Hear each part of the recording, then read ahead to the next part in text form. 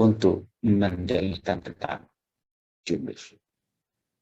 Pahami bagian berikut. Saya mau masuk menjelaskan tentang arti kata tri. Perhatikan. Arti kata tri dalam bahasa Inggris itu sudah pasti artinya 3. Ingat, ini dalam konteks bahasa Inggris. Tri itu pasti 3. Apa artinya 3? Berarti jumlah kah? Atau dalam pengertian lain, keberapaan kan? Itu arti kata tri dalam bahasa Inggris. Nah, saudara, kalau saudara memaknai kata Tritunggal dalam bahasa Inggris, ya, kalau saudara memahami, mengartikan arti kata Tritunggal dalam konteks bahasa Inggris, maka saudara akan memiliki pemahaman yang salah. Ujungnya jadi begini. Berarti kata tri itu, ya, 1, Bapak, 2, Anak, 3, Roh Kudus. Berapa ini? 3 kan? Ini kesalahan yang dimiliki oleh mayoritas orang Kristen. Yang mana arti kata Tritunggal dibawa, ya, untuk memahami dan mengerti dengan konsep bahasa Inggris. Salah. Inilah yang menyebabkan saudara kelimpungan.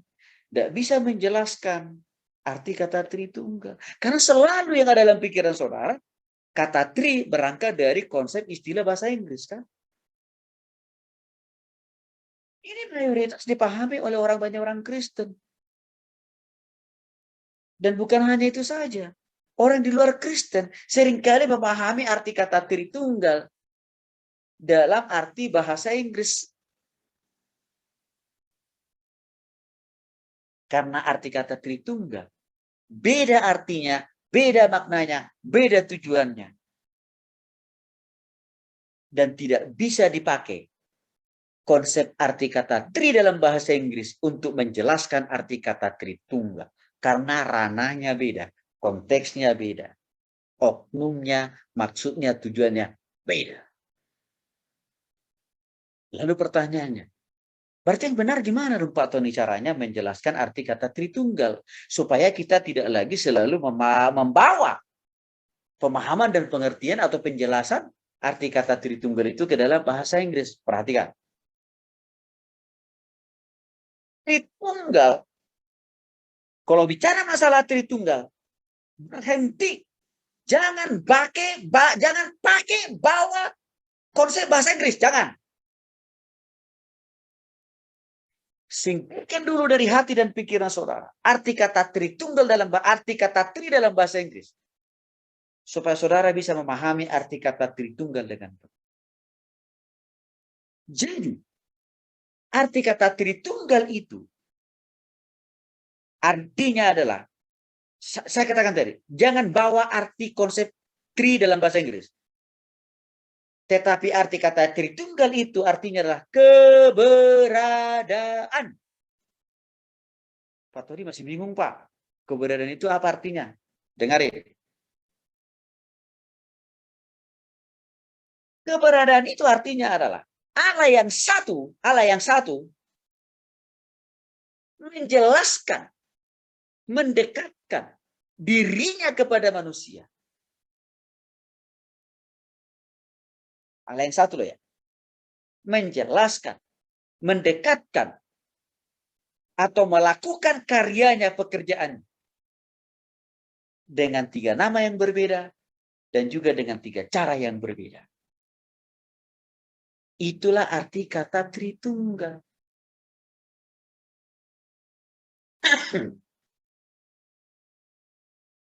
Ya. Sekali lagi, arti kata Tritunggal itu adalah keberadaan Tritunggal yang artinya Allah memperkenalkan dirinya kepada manusia dengan 3 nama yang berbeda dan juga dengan 3 cara kuasa yang berbeda. Siapa saja itu? Bapa, Anak, dan Roh Kudus. Inilah arti makna tujuan kata Tritunggal. Jadi sekali lagi, kalau ada orang bertanya kepada saudara, ya, tentang Allah Tritunggal, harus clearkan dulu, jelaskan dulu kepada orang itu. Kata tri harus kita buang dulu dalam konsep, dalam pengertian bahasa Inggris. Oke, itu harus clearkan dulu. Karena kalau selalu dia memakai istilah kata tri dalam bahasa Inggris, nggak nyambung nanti. Karena nanti ujungnya ya akan mengarah kepada jumlah. Karena arti kata tri dalam bahasa Inggris kan 3 kan. Maka itu harus diklarifikasi, harus diluruskan dulu konsep berpikir. Maka kalau disetujui, maka saudara jelasin. Arti kata Tritunggal di dalam Alkitab kami orang Kristen bukan untuk menjelaskan jumlah Allah kami, ya, bukan. Tapi arti kata Tritunggal di dalam Alkitab kami mau menjelaskan bagaimana Allah yang satu itu, yang Esa itu, jangan lupa tadi, Allahnya Esa satu ya, atau yang monoteis tadi, dapat memperkenalkan dirinya, mendekatkan dirinya dengan 3 nama, 3 cara yang berbeda kepada manusia. Bapa, Putra, dan Roh Kudus. Harus clear di sini pemahaman. Jadi saudara sekali lagi, saudara jangan mengulangi lagi pemahaman dan konsep yang salah. Seperti yang dimiliki oleh sebagian besar orang Kristen. Sehingga bingung menjelaskan konsep Allah Tritunggal. Karena selalu mengacu kepada konsep pemahaman arti kata tri dalam bahasa Inggris. Nah,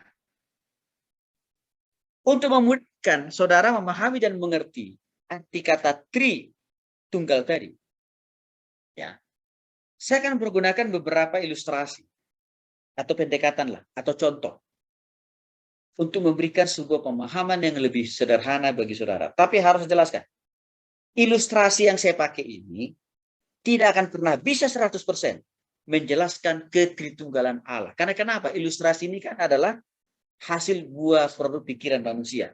Sedangkan Allah Tritunggal adalah pencipta akal dan pikiran manusia. Artinya tidak akan mungkin akal dan pikiran manusia bisa mendikte Tuhan. Tidak mungkin. Tapi sebagai manusia butuh penjelasan yang rasional. Butuh pendekatan-pendekatan untuk bisa memahami. Tapi ini hanyalah sebagai bagian daripada pendekatan. Contoh paling gampang, saudara. Perhatikan. H2O bisa berubah wujud menjadi 3 wujud. Menjadi 3 bentuk. Air, uap, dan es. Waktu H2O menjadi air. Waktu dia berubah menjadi air, dia juga adalah bagian dari H2O. Waktu H2O berubah menjadi uap, dia juga bagian dari H2O. Waktu H2O berubah menjadi es, dia juga adalah bagian dari H2O. Pertanyaannya, ada berapa H2O di sini? 1 kan? Cuman dia bisa berubah wujud, berubah bentuk dalam 3 bentuk. Air, uap, dan es. Sama. Allah Bapa bisa memiliki nama dan juga memiliki wujud, tugas sebagai Bapa, sebagai Putra atau Anak, dan juga sebagai Roh Kudus. Ada berapa oknumnya? Ada berapa pribadinya? 1, yaitu Allah sendiri. Yang kedua, ilustrasi perkalian. 1 dikali 1 dikali 1 sama dengan 1. Apa artinya Pak Tony? Allah Bapa dikali Allah Anak dikali Allah Roh Kudus sama dengan 1 Allah. Ya. Ini saya pakai pendekatan ilustrasi perkalian 1 kali 1 kali 1 tetap hasilnya sama dengan 1. Oke. Yang ketiga, telur terdiri dari sebutir telur terdiri dari 3 lapisan. Ada kuning telur yang paling dalam, lalu setelah itu ada putih telur. Lalu yang paling luar ada namanya kulit telur. Ada berapa butir telurkah di sini? 1 kan? Bukan 2, bukan 3. Karena yang 3 itu adalah komposisi atau lapisan daripada telur itu yang 3. Dari kuning telur, putih telur, dan kulit telur. Tetapi telurnya di sini cuma 1. Artinya, waktu Allah menjadi Bapa dan juga menjadi anak, Yesus Kristus, dan juga menjadi Roh Kudus, mereka ini 1, tidak 2 dan tidak 3. Oke.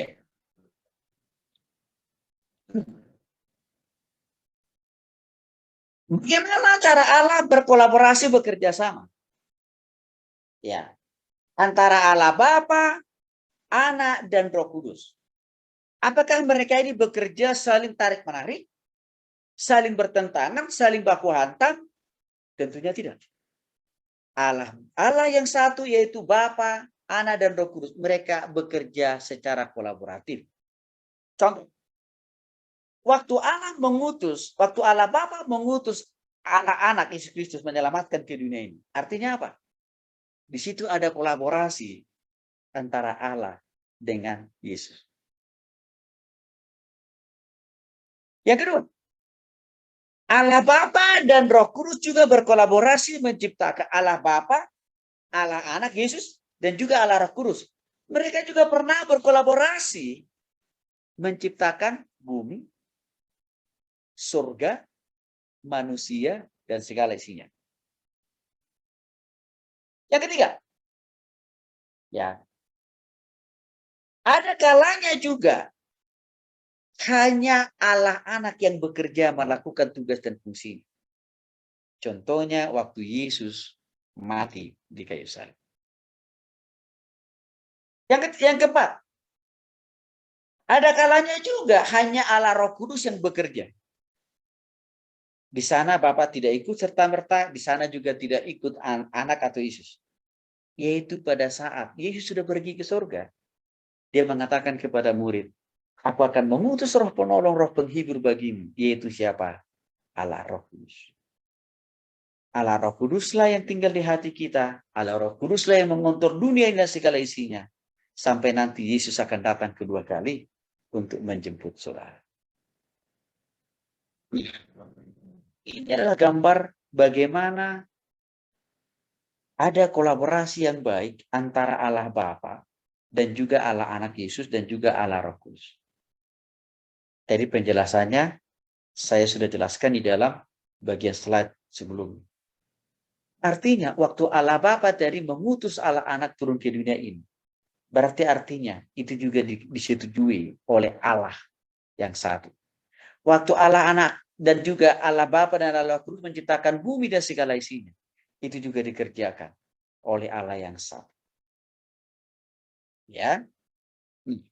Lalu muncul pertanyaan, Pak Tony, kan waktu Yesus di kayu salib kan pernah dia berkata begini, ya Bapa, hanya ke dalam tanganmu lah kuserahkan nyawaku. Gitu kan? Nah, Pak, berarti Yesus sedang berdoa kepada siapa itu? Oke.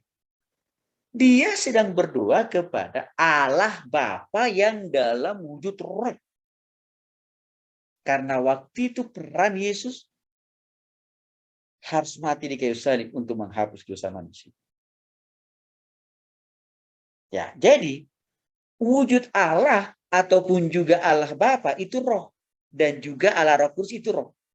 Jadi hanya satu kali Allah itu pernah berwujud dalam bentuk manusia, yaitu pada waktu Yesus datang ke dunia. Oke?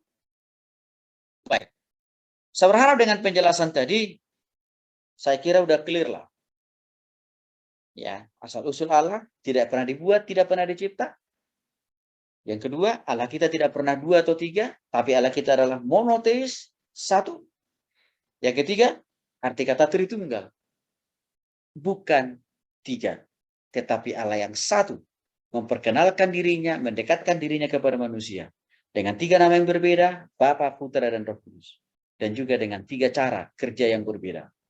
Satu sebagai Bapa untuk mendekatkan dirinya kepada kita. Yang kedua, sebagai Yesus untuk menebus dosa kita, memberikan kita yang kekal. Dan juga apa? Sebagai Roh Kudus untuk menghibur dan menolong kita selama kita hidup di dunia.